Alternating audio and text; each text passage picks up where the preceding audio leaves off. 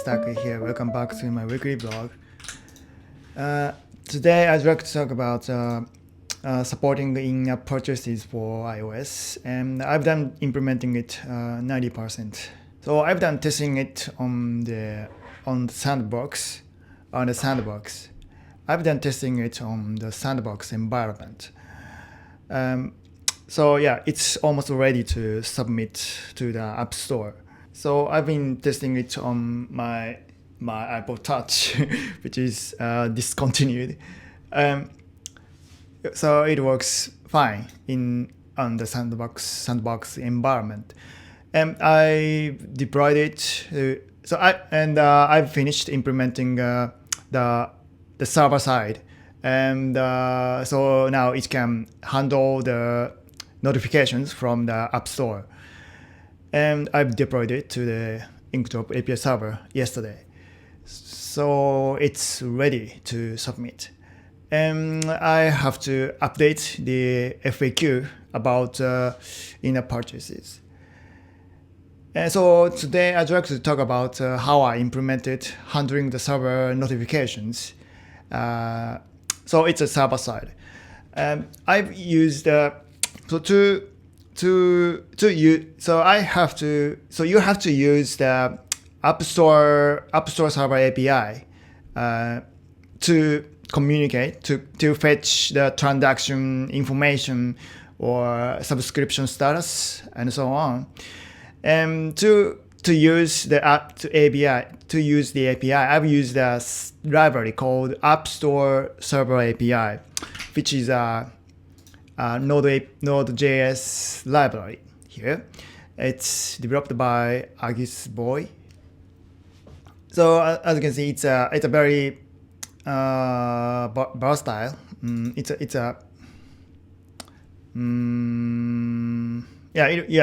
It's a simple wrapper for the App Store Server API, and so it supports fetching a transaction history, subscription status, and order lookup endpoints.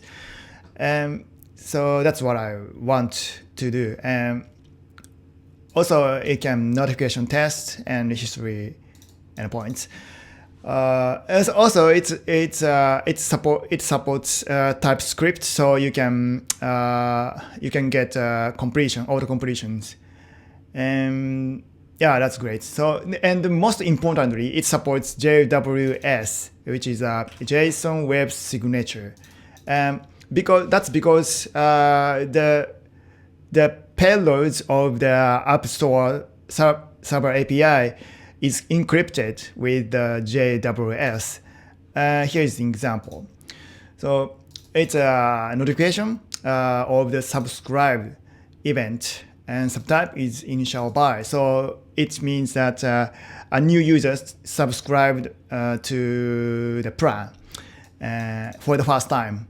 And here is the notification ID, and data contains Apple ID. I don't know.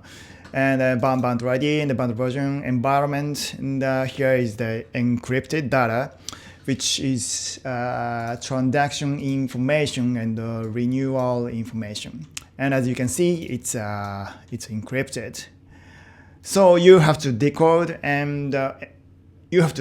these payloads, and you have to also encode your request with JWS when you call the App Store Server API. It's annoying to implement yourself, right? So this library does that. So this library provides helpers that let you easily decode and encode the JWS payloads. So, for example, here is my code. So this is my server-side API. This is my server-side code, which handles the notifications from the App Store. These lines are initializes the App Store Server API module here. So it imports the several functions and class. The config values are routed from the environment variables, so you can change it on the server side, on the server configurations. So here is the function that handles webhook, notifications. And my server is built with Core. Core is one of the Node.js server library, like Express. And so it gets the post payload here, and so it has signed transaction information, and this line decodes the transaction payload, and it has transaction ID. It gets a user ID from the transaction ID. Pretty easy.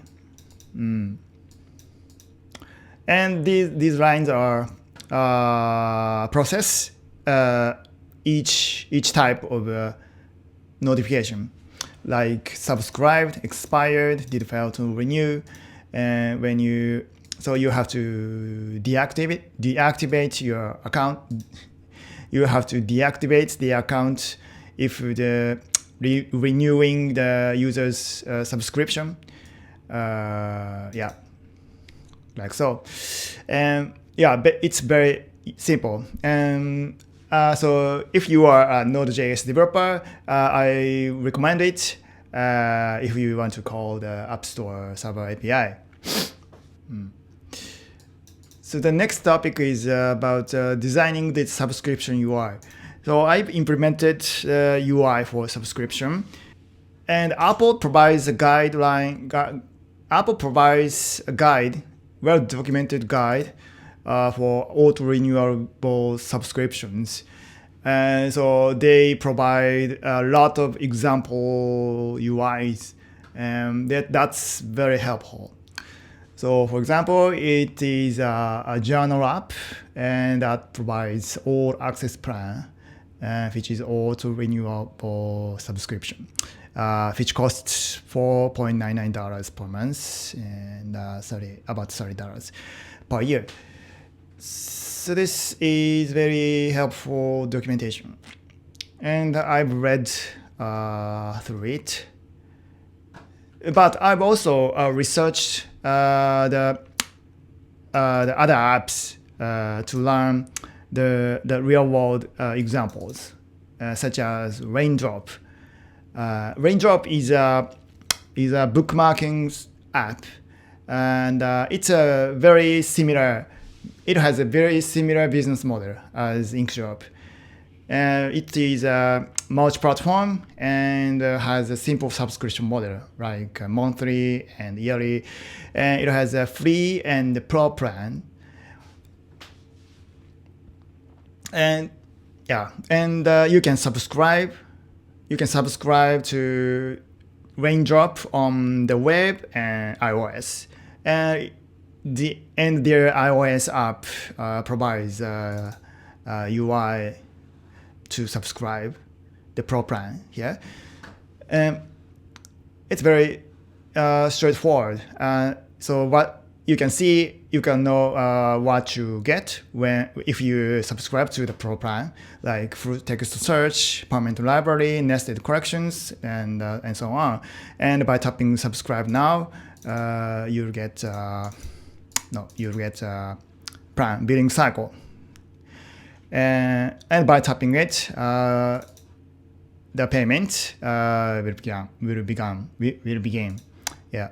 And it has some FAQs, like can I use Raindrop IO for free, and can I collaborate with other people, like that. So yeah, it would be nice to have some FAQs for new subscribers.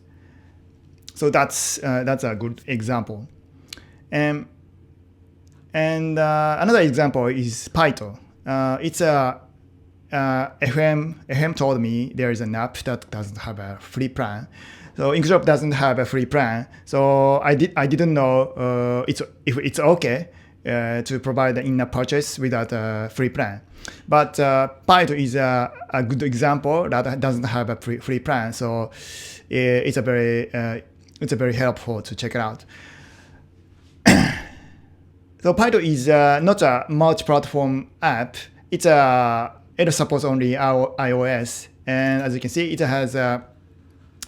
doesn't have a free plan, and you don't have an option to use it for free. It provides a 3-day free trial. And when you launch Python, it immediately pops up the subscription screen. And the screen explains the features of the Python. And so you can run Python code locally and edit code with syntax highlighting and code completion and pure Python modules from Python, like so. And when you tap the subscribe button, purchase button, the Apple Pay pops up, and quite simple. So yeah, it will be a good example as well. And I've also checked out other apps like Motion Leap and Twitter Blue, and Instapaper and Bisco. And Motion Leap has a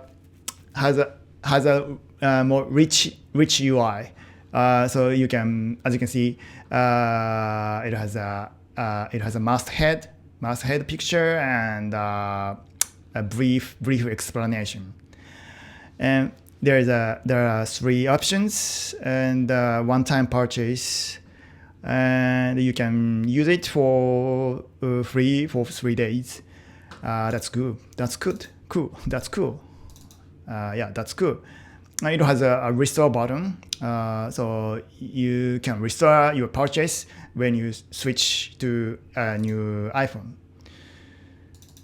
And on the other hand, Twitter Blue doesn't have a restore button because that's presumably because Twitter is a multi-platform service, and you can buy it on the web and Android and so on. And it's like many text, and yeah, it's very redundant. I don't know, but yeah, it's so it's a good example. It's a popular one. Yes. Next one is Instapaper. I personally am subscribing to it. Yeah. No, I'm personally a paid user. I'm a paid user of Instapaper, so I couldn't get a purchase screen. But you can see, but I can check the current subscription status, like so. So it displays premium status active, and you can see what you get on the premium plan. Very simple, and it doesn't have other redundant, other unnecessary other it doesn't have additional designs. Very simple one.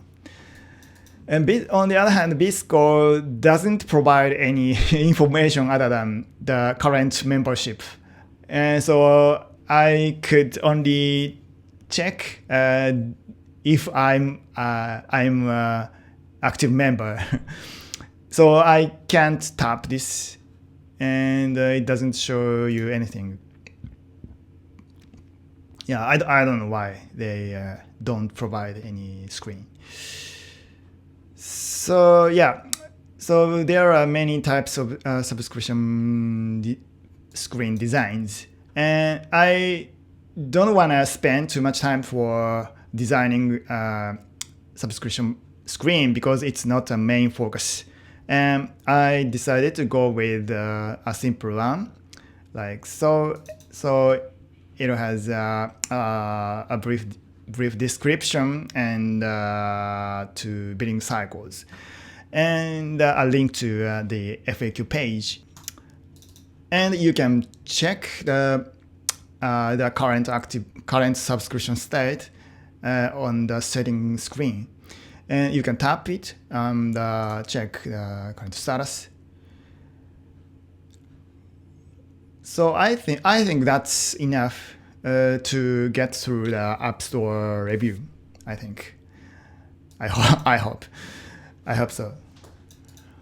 And the next week I'll be updating the FAQ page, and it'll be nice to update it based on the other apps FAQ like Visco. So Visco has a concrete FAQ about in-app purchase. So it provides how to sign up membership and how to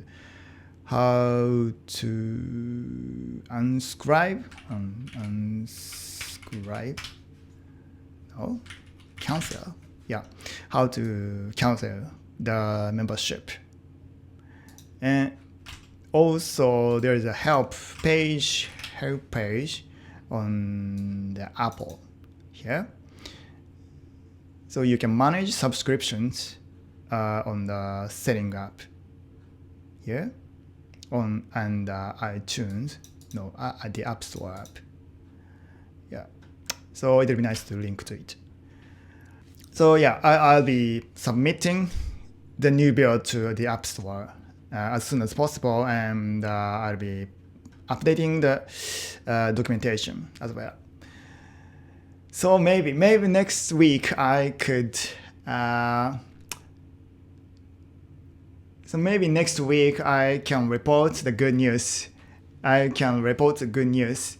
And yeah. So that's it. So thank you for watching, and have a productive day.